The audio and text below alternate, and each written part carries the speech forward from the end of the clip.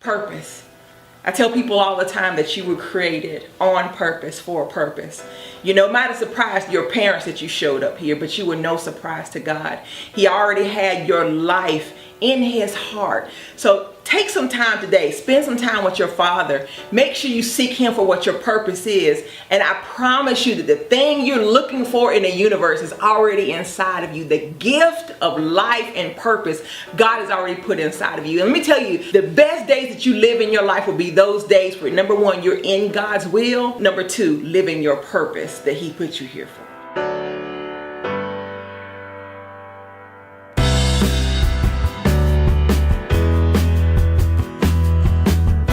Welcome to the show, Zacharias Muhammad. Thank you very much for having me. Honored to be here. I'm representing the Unite or Die campaign and 360 We God movement with our young brothers in the community and the 10,000 Fearless. So impressed by the work you were doing, especially when we talk about men. And you are definitely one of the doers who are out here making a big difference in the community. So thank you for taking the time to be here with us. Thank you. So let's go ahead and get started. Before Laris takes over, because I know at some point that's what's going to happen over here. Tell us a little bit about yourself and why you started the Unite or Die campaign. Well, I'm a registered member in the Nation of Islam under the leadership of the Honorable Minister Louis Farrakhan, and I saw that in asking why we started the Unite or Die campaign, I saw that the message that we preach was getting kind of tangled up in what some people's views were about the actual religion, about the message of the Honorable Minister Farrakhan. So I knew what I was hearing, and I knew that, with the help of God, I could put it in such a language where the average person in our community could understand what we're trying to say in terms of bringing the unity together, because it's our unity that will solve over 95% of our problems. But because we're not unified properly, we're dying in alarming numbers. So that's where Unite or Die, the concept, came from, and just, wanting to put unity in every household, as I was asked by my mentor and Minister Sharif Muhammad here locally to do. Awesome. Well, I've followed you on social media, and you're everywhere, first of all, but specifically you have taken a stand in Bankhead. Talk to us about that, in the Bluff. In the Bluff, yes. Well, actually, like I said, I'm a spiritual man, so we were going to go to Bankhead because that's where I was born. And we were looking to have a silent march against, violence in the community. So we looked up the worst zip code in the city in terms of crime. And Bankhead and the Bluff is in the same zip code. So we called some schools or whatnot in the Bankhead area. They were non-responsive. But in the Bluff, they were kind of responsive, so that's where we end up choosing that location to do this silent march in. And from there, meeting with the people, seeing the different plights that we suffer from in that area, I felt like that's what God wanted us to be. Well, when you go to your website, you have a couple different programs. Tell us about some of the programs you offer to the young men that you're working with. Well, every Saturday morning, we have young men from the age of 16 to 35 that get up at 6 o'clock a.m. and we train. We train in areas of where our objective is to patrol our own community to make it a safe and decent place to live. So we train in areas of self-defense. We train in areas of security. We train in areas of discipline and military drill. And we also give them information in terms of, self-knowledge and self-respect and self-love. Awesome. Laris? Yeah. Like the brother who came before you, a pleasure to sit on this panel with you, and very proud of the work that you're doing. Man, just makes so many different avenues that people are taking. It's very inspiring. I do have one question for you. I'm wondering, do you believe, much like I believe, that us as black men in our community have to be our own police force? Yes, sir. That's very much the truth. I mean, it started right in the community because we live there. And what's happening now, like in the Darren Wilson situation with Michael Brown, there are outside police officers coming into the black community, oftentimes because they feel like it's a fun thing to do because it's open season in terms of shooting down our people. So we that care about ourselves, we have to start governing ourselves and making sure that where we live is a safe and a decent place to live, first and foremost, before you can ask any outside force to do that for us.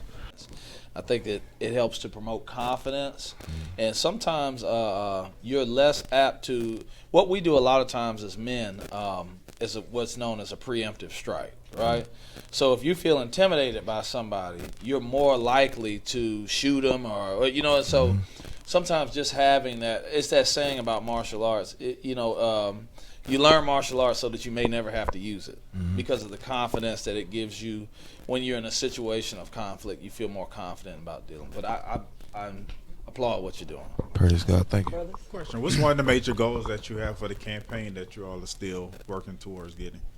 The major goal is to unite all of our people, regardless of religious divide, regardless of color, regardless of economic and social background. We want to bring unity among our people to solve our own issues in every ramification of our lives. So that's the major goal. Any help from the city or other government officials that I guess they could say they have some resources for our community, but when I guess time to put up, they don't put up, you know. So as an organization that's doing something in the city, can you reach out to anybody at City Hall and say, this is what we're doing, you guys are going to help? Well, it's the city people that know about us. We run into them from time to time, but we haven't received any help as of yet. But we haven't really reached out for them to help us either. We believe that we can be self-sufficient for ourselves first, and if they want to join in to help, because oftentimes that type of help is with strings attached, and we're not for sale. One of the things I've noticed as I've watched you on social media is how the young men are drawn to you and your organization. What is it that you think that they're missing that is drawing them? Love. Genuine love.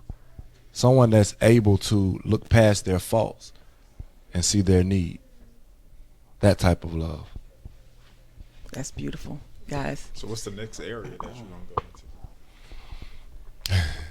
There's so many people reaching out because our video have gone viral. Yes, it has. Didn't Snoop Dogg share it? He shared it. Paul Wall shared it. It's got over 3 million views on one page, 500,000 views on another one. So it's people have duplicated the video. It has gone, hundreds of thousands of views.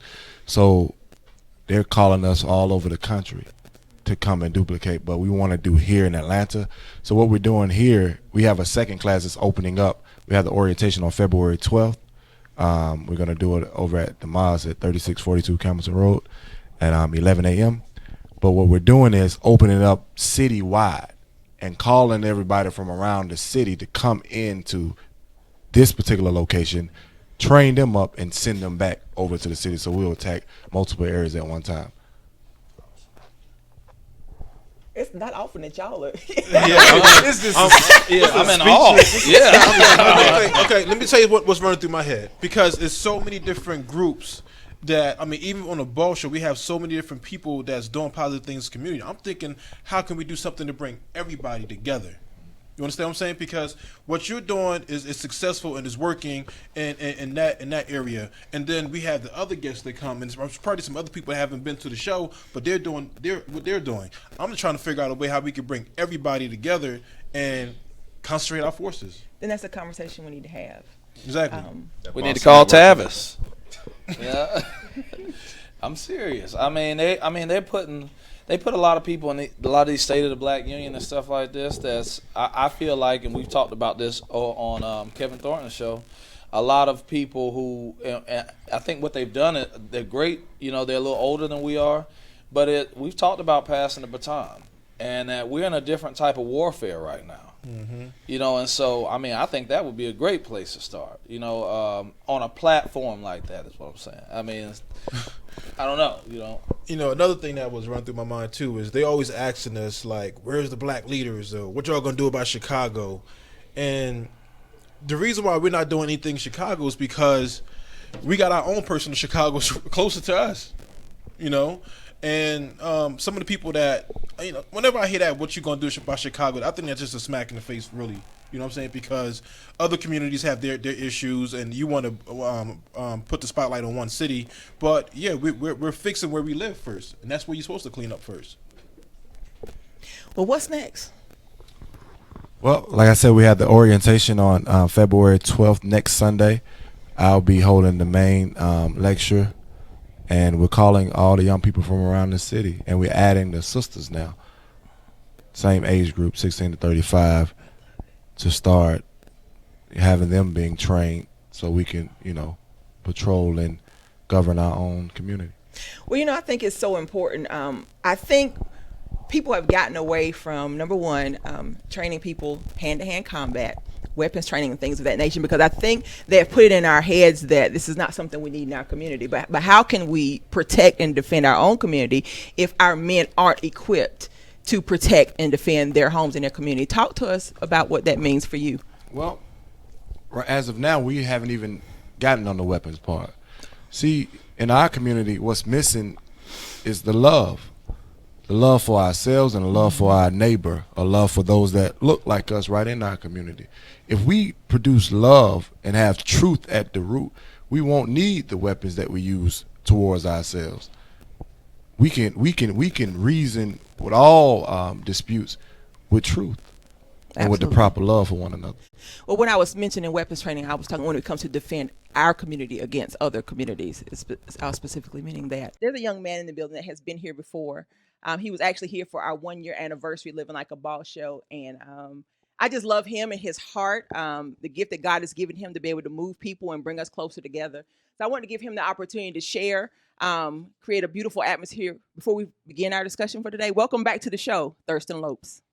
What's the use of living when you live through someone else? There's no need of crying when you don't do what you felt. Your mind is a map and your heart is the guide. Trust your intuition, believe you'll be just fine. Life is a battle, but you haven't lost the war.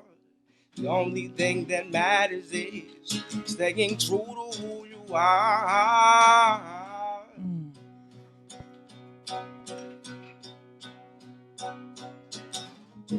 And take the road less traveled, and use your heart as a candle.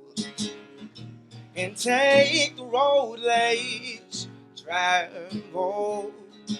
You're never gonna shine until you glow.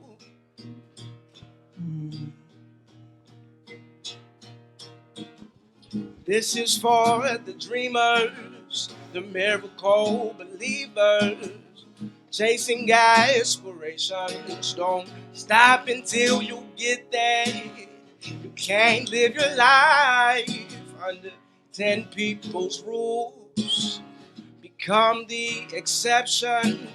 The outcome's up to you.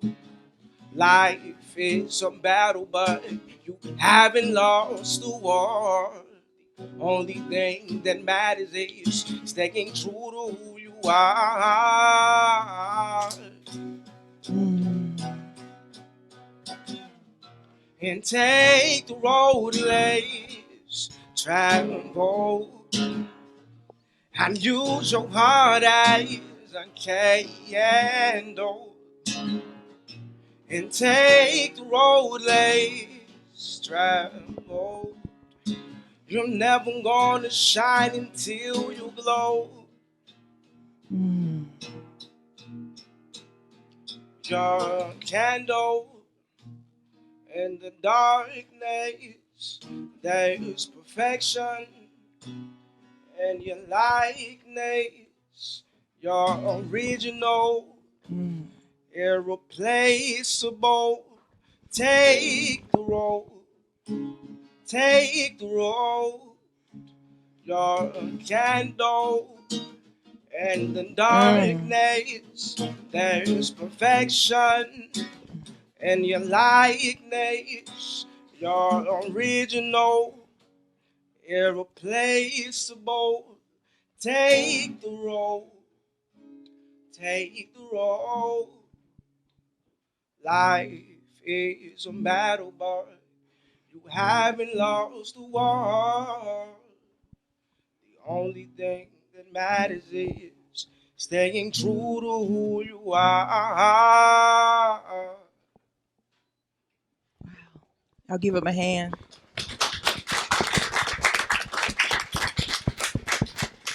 You know, Thurston, we had you here before as a part of the 1 year anniversary show.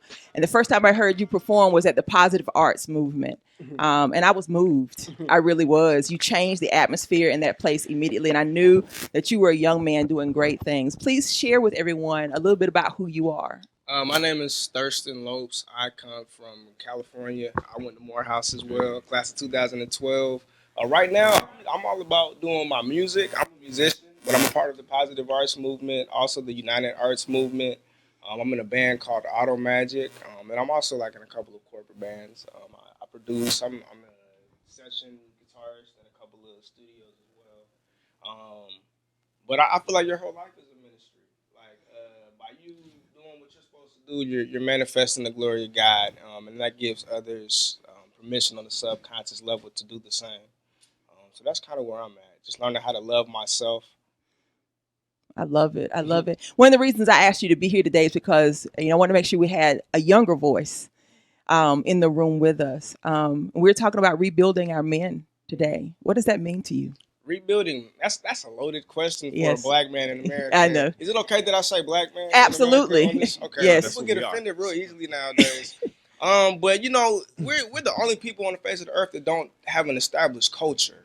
We've been separated for like 20 some odd generations from our original homeland. So it's literally you're having to learn who you are, what you're supposed to do, how to praise God, how to not be bogged down by a system that only accepts you in a couple of ways, and none of them are really in your natural state. So I think it's learning how to love yourself and learning how to provide for those around you. You got to be a faucet and not a drain. Too often we're put into the box of deadbeat, just off the cuff, just deadbeat, or just written off as not good or what have you.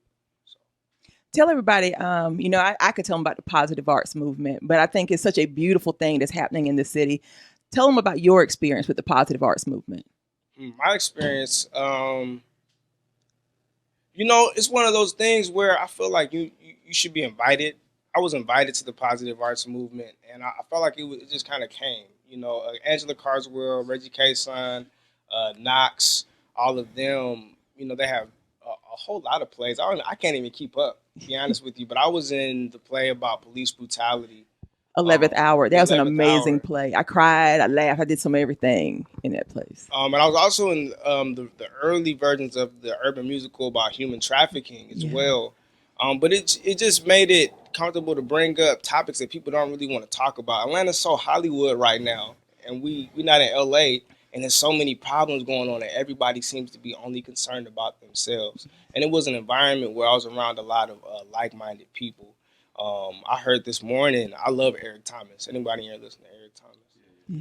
He was, what was he saying? He was saying that we need to be where we're celebrated and not tolerated. And too often, I think as Black people, we're put into environments where we're just tolerated, and we go home and we take in that energy, and we're like, why am I not manifesting? Why am I not doing God's will? Why do I not feel like I'm doing God's will? Because even we can't stop us. That's how good God is. We think we're in our way, we're not. But yeah, that was my experience. It just allowed me to develop a voice and be confident in what my beliefs were and be around like-minded people. And it also allowed us to be around like little kids, 5, 6-year-olds.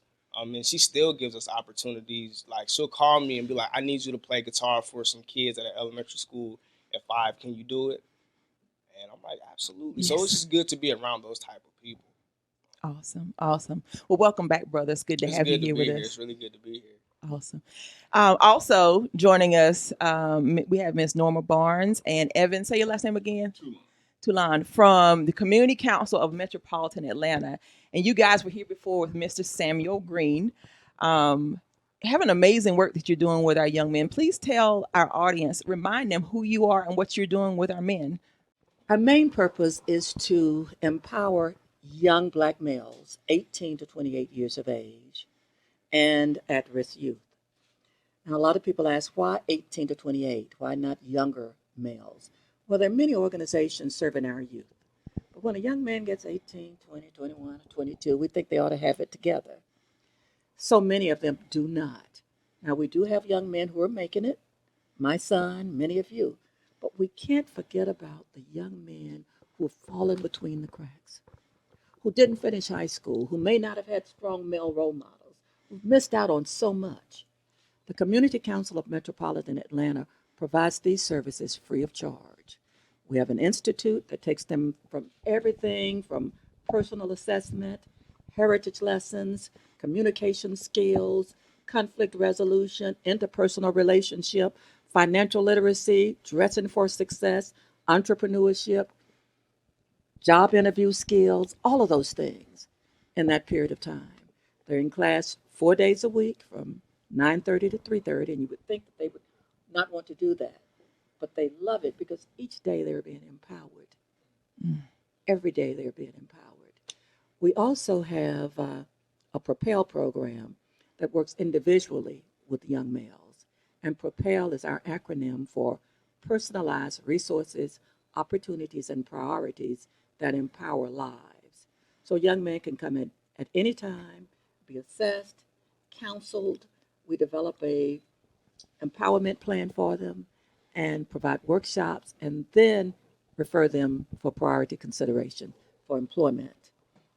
And our program we have Overcoming the Odds workshops. Yeah, you got quite a few. Overcoming the Odds workshops that will start February the 25th. And these are 3-hour workshops that are conducted in underserved neighborhoods, primarily at libraries, that provides success strategies, resources, keynote speakers. We bring in people who have made it to talk with these young men, to let them know that they can also be empowered, Yes. that it's not over for them. And then we have the Live Before You Die Summit for teenagers and youth, and it's coming up in April. It's a mock funeral, and when he was playing, I was thinking about him on that program. It's a mock funeral and an interactive forum so that young men and young women can make better choices and avoid untimely deaths. So it's coming up in April April 22nd. April 22nd. And we want as many organizations as possible to participate in it. Absolutely. I love your heart, Miss Barnes, and everything you're doing. Evan, this is your first time with us. Tell us Yes, it is. why you decided to join the Community Council for Metropolitan Atlanta. Well, you know, I as I got to the end of my corporate career, I was in sales and marketing for 28, 30 years, and my children were grown. They did their own thing. You know, one of the things that I said to them that my job was to put them in position to make all their dreams come true. And I think I did a pretty good job with that. But as they started to, you know, move on their own, have children of their own, make me a grandfather, I started to look around. And one of the things I didn't know Atlanta because my job had me traveling throughout the Southeast. So I didn't know the city, but also said there's more for me to do. You know, I had a few skills acquired over 30 years that I thought were transferable to the young men that I see out here. I think there are young men out here that want to change their circumstance. They don't often know what the opportunities are, where the resources are to do that. And so through the grace of God and a gentleman who knew Norma, I got connected with CCMA. One of the first things I did was the Black Male Empowerment Expo. You got a couple of Morehouse guys here, and Morehouse is one of our partners there. And so I got a chance to really dig in quickly. The expo is it's a larger version of the Overcoming the Odds workshop. You know, Overcoming the Odds is portable. We can take that out to the community versus folks needing to come to Morehouse. So that's how I got here. Awesome. Well, we thank y'all for coming to be a part of this discussion today because so much of the work you're doing is the topic we have today. And again, like I said before, this is not about having a conversation. It's about having people in the room who are already doing these things so that you guys can unite, connect, and make sure greater work is done. All right? That's true. No one organization can do it all. We can all work together to meet the needs of our youth, our young Black males, and everyone that needs help. And that's what the Community Council of Metropolitan Atlanta promotes. Let's collaborate, let's connect, let's communicate. And we thank you for bringing us together. I love you guys. You know that.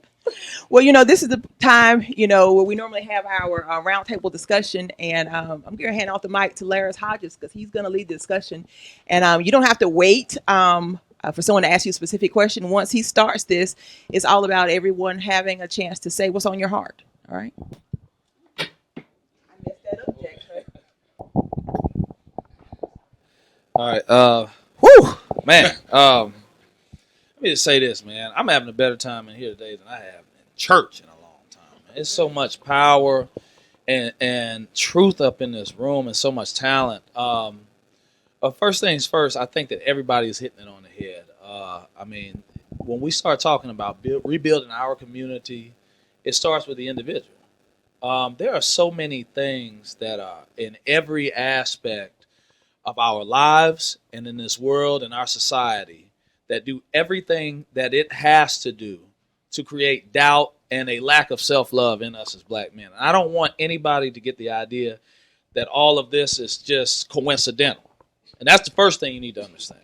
And I think that there's some good in the church, but even on a church level, when we start, there's so much, there's a lack of love there. And promotion of purpose is not enough. It's more condemning than it is uplifting. When we go into schools, when we deal with the police, and we start talking about police, that's why what the brother said earlier was so powerful. If you understood that the very first police force in the United States were slave catchers, they were designed to take you back to the person who had ownership of you. So this is why we can call the police in our communities. They won't get there 15, 20 minutes. By that time, the crime's already been committed. But if you go in their neighborhoods, you get pulled over before you even get in the neighborhood. They proactively doing things to stop us from perpetrating in their neighborhoods. This is not coincidental.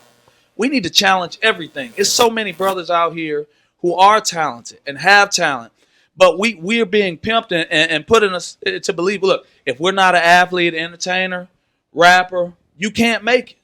And so what's happened is, alongside of, and I enjoy what you said at the event the other night, how you challenged the curriculum, this neo-colonial European curriculum that we have here is used as a measuring stick for intelligence. So there are so many intelligent brothers who, because they don't measure up based off of what this curriculum says intelligence should be, that walk around depressed and their talents are suppressed. And so we got to challenge everything on all levels. If we start looking at the fact that God has given all of us talent, and we start thinking from a standpoint that we're all pieces of a body, the body will move. If we start looking at things from the left guard need to do his job, the center need to do his job, right guard do his job, receiver do his job, tight end do his job, coach do their job, cornerback do their job. Instead of everybody trying to strive to be something they was never designed to be in the first place, only to be a part of a system that's dominated somebody else who's using us as the talent to mess up the rest of us. You know, this music, this poisonous music that's being put out here, this is white money that's controlling this music, giving us false dreams. And so I know that everybody's got something to say. I could go on, but everybody's got to do their job. If you're a coach, then in your free time, go down to the YMCA. Coach some young boys for an hour or two out of the week. If you're a dentist, look at some of these boys' teeth. If you're an attorney, you got to take on some of these boys' cases pro bono. You know they can't afford a legal defense. So everybody in this community got talent. And I think that what we're seeing here, we're seeing a culmination of that. If everybody step up and do what it is that they do, what they was called to do, they'll have peace within themselves and the community will operate better. Like I agree with everything you're saying, brother. And I agree with everything that everybody's been saying today or this evening with what's going on right now. Because at the end of the day, with what you're doing with this boss man's movement, it's ridiculous. Because like I said last Monday, one of the things that God called me to do, I'm a master team builder. I've been building teams for the past 10 years here in the state of Georgia. The biggest team I've ever built is a team of 150. But it's like what you're doing and what everybody else is doing right here collectively. Everybody is saying we need and we desire for everybody to come in and work together, us build together, us move forward, us get things in the position that they need to be. This is the first time I heard anybody say that I'm actively opening the doors of a facility for everyone to come in, and we work together, we build together, we grow together, we learn together, we encourage each other, we go to the next level as a whole. And so it's like when we look at the things that's going on, one of the things that I'm doing right now, the nonprofit organization I have, Youth Helping Youth, our focus is connecting community organizations, churches, and schools through special events. And the reason we do that is for the simple thing that's going on today. You look at religion, like my brother said here, like it doesn't matter whether you Baptist, whether you Catholic, whether you Muslim or whatever. Everybody has their different beliefs. But when you're able to wipe all of that stuff away and get focused on one thing, same thing with community. Everybody has different things that they're focused on and pushing for to uplift and empower and build the community. But there's still one thing that we're all excited about. Same thing with education. But the one thing that we're all passionate about is doing something for the next generation, doing something for the kids to build upon. So it's like when you create the door and you open the space for everybody to connect, like this place today, to say, hey, this is what we are, this is what we need to do, and we need to do something bigger. Like my brother right here said, there's a lot of powerful men that's come through this platform beyond today and more that'll come in the future. But when you leave here, it's a space for everybody to connect. Why isn't there an event that's already set up to plug people in? Why isn't that? That's what needs to happen, because everybody's going to come here and say, look, hey, you a dope brother with the singing and the guitar situation. You dope what you're doing. Y'all dope. Everybody's dope. Let's get cars. Let's connect. And then go on our merry little way. What has to happen, there has to be an event that supersedes this, so everybody can connect and go to the next level, because that unity, unite or die, that unity is what creates the change. Because again, my brother said it, like it's about love. Like it don't matter whether we talking about the little kids on the street or we talking about the old folk. I know a man that's 92 years old, still living. But the thing is, everybody needs love. And if you learn how to love somebody, you understand that love is transparent across the board for each and every last one of us. And if I'm looking at you, brother, and I don't like something about you, it's not that I don't like you, it's I don't like me. I got to find what I don't like inside of you. I got to find what I don't like about you inside of me. And when I can fix that and I can love on me, then guess what? I can love on you, and I can love on him, and I can love on her, and I can love on everybody else that's in this circle, because we're all direct reflections of each other. Direct. Oh, I 100% agree with what you're saying, is that we have to have this event where we connect, because I was thinking about that earlier too. My whole thing of just being here today, and it's kind of like a recap from the Super Bowl, right? And the way I'm gonna tie this in is kind of you'll get in a second, but Belichick has a culture in New England. If you're not the right player, Chad Johnson, Ocho Cinco, you want to play around? Not in this culture. When we have this event, what can we do to change about our culture? Like, for instance, we always have a new dance, we always have a new slang word, and it spreads throughout the culture like wildfire, right? What can we change about our culture? For instance, the Jews, you know what? It's a funny joke. And it's not even funny, it's a Jewish joke. And they said that a Jewish father looked at his son with a hammer, and he said, "What are you doing, son? Put that hammer down and grab a book." That's the joke. What can we have? And if you didn't get the joke, is the Jews run everything major. They don't mind. They don't major in anything minor. They major in everything major. You understand? So what can we do at this event that we need to have to say this is our culture moving forward? You understand? We're not going to major in anything minor. We don't want to be known for wearing our pants down, or we don't want to be known for the mass incarceration. We want to be known for being owners, being innovators, being the people that we are capable of being, basically. So that's my question to everybody. We got to figure out what the problem is, what the mass problems are for everybody across the board. And then when we figure out what the problems are across the board, then we can figure out what the solutions need to be. And then those solutions will be the platform for the event. We're holding back, and we're trying to make everybody feel comfortable. You know what I'm saying? So that truth is what we need, and we need to hit people at home. E.T., you talked about Eric Thomas. I love Eric Thomas because he gonna hit you with the truth. And when you hit that truth, you start feeling bad about yourself, but now you know where you need to change. So I think that's very important, the truth.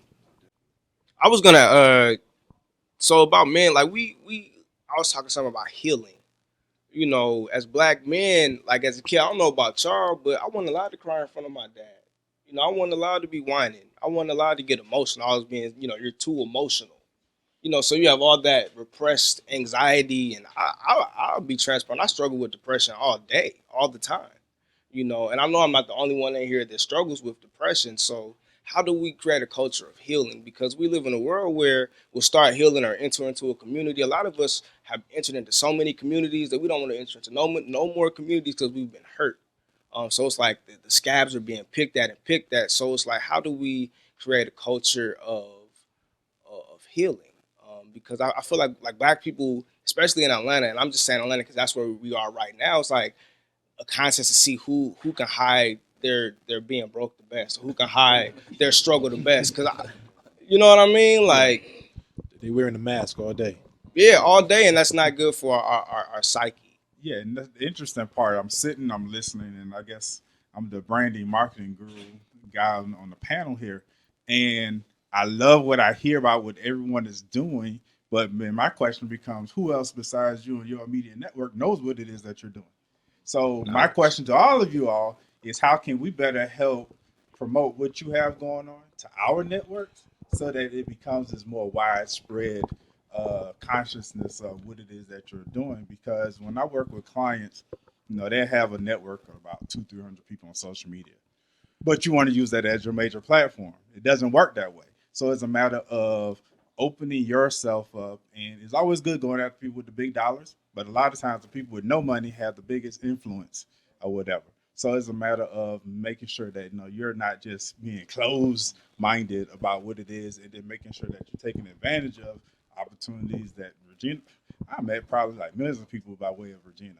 It might have been 10, 20 people, but understanding who they're connected to, and then who they're connected to, it becomes that domino effect. So it becomes a matter of making sure that you see somebody and they look like they're doing something great and positive. Oh, get that business card. Don't just get the business card. Use the business card, and not thinking, oh, when I hit up Nick, he's going to try to recruit me as a client. I ain't got no money for him. But just a matter of just having that conversation so you can better utilize it and all that other kind of. I got a quick idea. It's enough people in this room for us to get together and hold the event that we're talking about, right? And we don't have to look outside. We can bring everybody else is welcome, but we can set a date and we can put our money where our mouth is, and we got a coordinator. And she actually does that every quarter, Musa. So every quarter there's a boss networking that event okay that was like, we're I'm gonna get working you. on. That okay was like, I'm gonna get you, Musa. Now go ahead and tell me, what do we do every quarter now? So I guess this is a promote boss. So every quarter, what we're currently working on is a networking event, similar type this, but it's an open forum. So you bring more people in the community actually to come and just sit and talk. What your business, your organization, your community has going on, and network. The whole purpose is to network. We're gonna be live streaming with Instinct Radio or whatever, and there's a chance where you utilize. And honestly, I was brought in as the event planner for this. I really want people to get on and be on their social media during this particular networking. So you're Snapchatting, Facebooking, tweeting while we're going on, not just sitting and listening and just whatever is going through Instinct. It's just a matter of that's how everybody starts seeing what's going on at the B.O.S.S networking event every quarter, first Mondays, different locations. So we're working on, hopefully I know today, where we'll be for the March 6th event and everything. But again, everything that we're sitting here talking about, Regina, she's the visionary behind all this stuff. And Musa, she already got it going on and everything. So it's just a matter of coming together. Too often we as Blacks work in silos. It almost seems as if we want to do it ourselves, and if we do it with someone else, they may take something from us. But we can't do that anymore. First of all, you have to look at the problems. With respect to Black men, we have to look at the facts. They're 2 times more likely to be unemployed than white males. And even when they're employed, they make 75% of what white males earn. They're 7 times more likely to be arrested than white males. And even when they are convicted, their sentences are an average of 10 months longer. They're 9 times more likely to die of homicide. And even though the police are killing some are killing each other. Those are the problems. No one organization can solve those problems. It takes all of us. And that's why we pull organizations together in the Black Male Empowerment Expo. We had about 18 organizations there, right? The Live Before You Die Summit, we had about 15 organizations there. We had an interfaith summit with churches all over the city. We had My Brother's Keeper collaborative symposium, pulling organizations together because it's going to take all of us working together. And I'm so glad to meet you all here today because we can do it. And with Regina, we can do it. But we have to focus on the challenge and the solution and then work collaboratively to meet those challenges. In 1865, less than one half of 1% of business was owned by, I don't want to say blacks. I'm gonna say melanated people, Aboriginal people of this world. Because I say that because there's no like black on the map. There's no Africa America. You know, we've been scattered all across the entire world. And today, in 2017, we still own less than one half of 1% of business. So you don't bite the hand of the mouth that feeds you. So we can complain, you know what I mean? So, I know everybody here has something going on to where they're having their own business. You can't lead this conversation without talking about group economics. One thing that me and my roommate do is every week, we put $50 in a pot, each person. And at the end of the month, he gets his, and then the next month we do the same thing, and I get mine, and then we rotate and roll. And it's very small, but that extra $400 every 2 months, helps out. That's a car payment that I'm not worried about, So just things of that nature. I feel like that's step one. That's a good conversation to start. To build. It's financial literacy. Absolutely. That's a real nice place to start. In a capitalistic society. In a capitalistic society, how do you manage your money? What do you know about money? What it does, versus what it buys. Practical applications of skill sets. And people accuse me of sounding, corny, Mr. Corporate. You know what? You take what you take to advance your own cause. And there are a number of things to be learned, to utilize. We can talk a good game often, but when we actually apply what we know, we do some really great things. I just don't know that we're always focused on the application of things and giving folks tangible things to walk away from an event. What your next steps are going to be. What are your goals going to be? What are your objectives? Again, things that folks, he's talking like the white man. Well, you know what? Some of those things will actually get you to the place you want to go. Strip the color away from it. And it just becomes practical for you in your everyday lives, for you and your family. I think about brothers going to be 65. What do you live on? Are you planning for your retirement? Are you able to put your children through school, whatever the case may be? Those are the things that create a culture that starts to really grow. One of the things I wanted to say is one of the things we can do from today in terms of everyone connecting is when each person here has an event, has a summit or something of that nature, then we make sure that we support and we get the word out because each person is servicing a different need, if that makes sense, that feeds the entire community. I think about Musa. Musa has a workshop he does on finances for children and their parents, which is direct practical application. How do you balance a checkbook, right? How do you invest? What's the stock market? All these different things. So when you hear the brothers having that workshop, then it's a great place for us to what? Plug in other families so that we can get that individual knowledge. That way, like you said before, everybody's playing their part. Everybody's playing a different role, but we make sure that we support each other in such a way that the information is passed on through us to somebody else. Does that make sense? Nick. What I was going to say is a lot of times the only way you're going to win a game is by knowing the rules. So we a lot of times we allow other people to dictate how we learn and how we apply. When I worked at Burger King, my very first job, I applied some of those things. So from Burger King to Kroger to being work study at Morehouse while I was in school, 7 years. Yes. And then when I worked at Morehouse, when you got there, I was working there as an employee. And then even coming into work, doing my own business, I applied what I learned. So just like Regina said, when she was at Amway, knowledge, no one can take away the knowledge that you get from anything. But a lot of times people want to hide the fact that they work at Popeyes or McDonald's, whatever. No, get in there, learn, understand the business model, and be successful. The reason why people don't recognize businesses because a lot of people aren't set up as a business. If you're not recognized by the state of Georgia or whatever state you're in for registering a business, and guess what? You don't have a business. You just have a side hustle and everything. So it's a matter of you got to get on the map by showing people that, hey, I am legit. I am doing something and I'm making things happen or whatever. So, that's the thing you have to encourage people is, okay, you want to do this business? Okay. It only costs $100 to register with the state. So take that $100, become a legitimate entity, and then work on your branding, your marketing. And I'm not putting this plug in why you need to contact me, but again, it's just a matter of how we actually get to start having a conversation. Because a lot of times when I was working at Morehouse, I had to be the guy that had to sit there and be like, okay, is this a real business or is this somebody trying to hook up a family member? If it was somebody trying to hook up a family, I can't pay that invoice. Your invoice, I'm trying to pay a business entity, but it's under your name. We get people like, just do it as a DBA. No, don't do it as a DBA. Again, understanding business, how to be a business, educate our community. For everybody that's, working with, men, you can't go get a job, create one.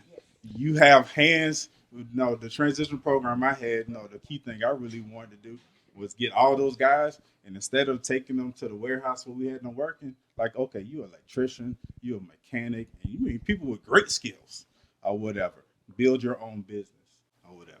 But then we had other issues that we had to work on. So again, you have to figure out what you don't like about yourself first, and then you can start working with other people. Everybody should have a LLC or a corporation in this Donald Trump's economy, because he's not going to win. He's not going to let the individual win. But when he write the new tax codes, they will be for businesses and LLCs. So you might as well take advantage of it. Nobody's going to stop you from going to the Secretary of State website, filling out an application. Nobody's going to stop you from doing that. And then guess what? When you take lunch, it becomes a tax write-off because it was probably a business meeting. Am I right? So it's a lot of other tax write-offs that you can take off because the laws are geared towards corporations. So you might as well have one.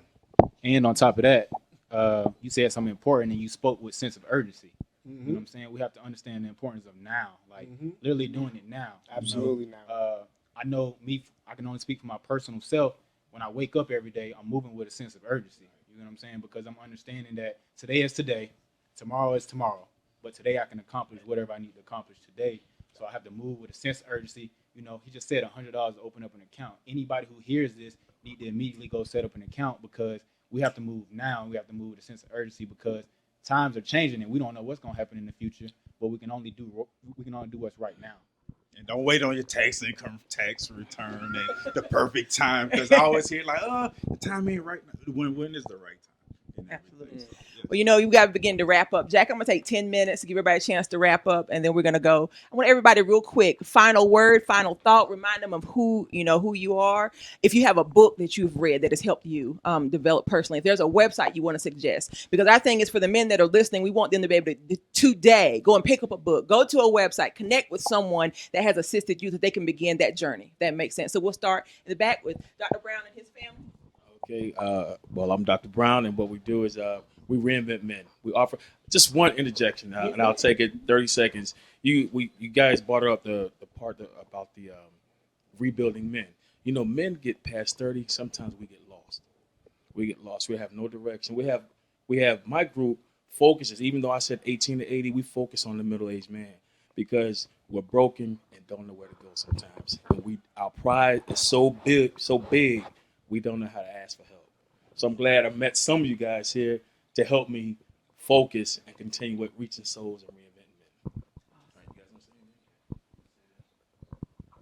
anything? I guess I'll just end with, you can only be the second best someone else, but you can always be the best you.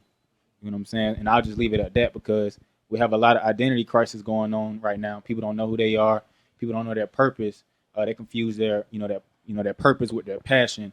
So just being the best you and understanding every day that you need to level up. Whatever you did the previous day, do something more the next day. And then if you just continue to do that, it's going to compound. And I read a book by Darren Hardy called Compound. Just do something, compound effect. So just do something more every single day, and then you'll start to see the results. You are enough. Be you. Our inner worlds are a result of, our outer worlds are a result of our inner worlds. And you can find me on Thurston Lopes, Instagram, all the handles. Just be true to you. True to you. What I just want to leave everybody with is life is simple, like don't complicate things. Like whatever you see, whatever's the issue to you, understand that there's somewhere else that somebody's having a bigger issue than you're having. So don't really meditate on that too much. Don't really let that become who you are. A book that I read that really changed and transformed my life is A New Earth by Eckhart Tolle. And so what that book helped me to understand very simply is that in life, a lot of people, like my man back here said, a lot of people look for their purpose, you know. But at the end of the day, we all have the same purpose. And that purpose is to be a light in the midst of the darkness. But the vehicle, like we talked about here today, the vehicles that we use to be that light and build up that kingdom in this world is totally different. But if you can focus your center on being a light to shine and guide somebody else, like my brother Song say, you know, if you could focus your energy in that position, you'll be able to transform and get to where you desire to be. Thank you. I want to say that we got to be aware of the time and what must be done, the agenda that's has to be carried out with that time. We're living in a time of trouble like we've never seen on our planet, and we're reaching the end of this present world and entering into a new world. We can take some of the things that the old world had to offer, but we have to establish something new. The Bible said, "Behold, I make all things new." So we have to understand what that new thing is that we have to create. And it starts, like my brother said, with the problems of our community and being the answer to those problems. There you will have economic spur. There you have business spur. You won't have to work at a Popeyes and McDonald's because we eat chicken, so we can go get chicken and cut chicken and fry chicken just like Popeyes did it for them. We have to do that for ourselves. So let's be the agent of change in our own community. Look what the issues are and let's solve the issues from that. And the book that sparked my mind towards that direction is The Message to the Black Man from the Honorable Elijah Muhammad.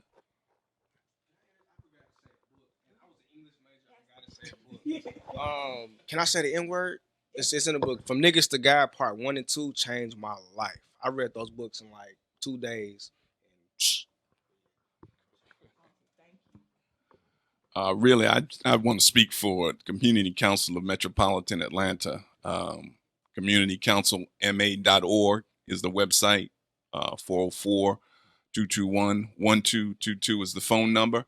And again, we're designed to provide practical support, help, and resources for young men 18 to 28 that are marginalized, that are looking to change their situation, you know, dropped out of high school, you know, previously incarcerated. Yeah, it's tough enough coming outside being a black man. You come out with additional disadvantages like that, it only gets harder. But there are folks out here that want to support you and want to help you change the dynamic. And CCMA is really an organization that is here to do that. And I'll give you a different book, Think and Grow Rich. I would just like to share one of my personal quotes. And it goes, I've always known that it takes a village to raise a child, but a child of God can help raise a village. We're all children of God. And there's so many villages out there that need to be raised. Middle-aged men, young black men, children, youth. We have it within us to help raise them. And we shouldn't worry about the money. Because if God gives you a vision, he's going to provide you the provision. And one thing that I share when people ask me, well, Norma, how are you going to do it? I tell them, well, my father left me a generous trust fund. And they said, wow, I didn't know your father did that. I said, not my earthly father. He instilled in me certain values.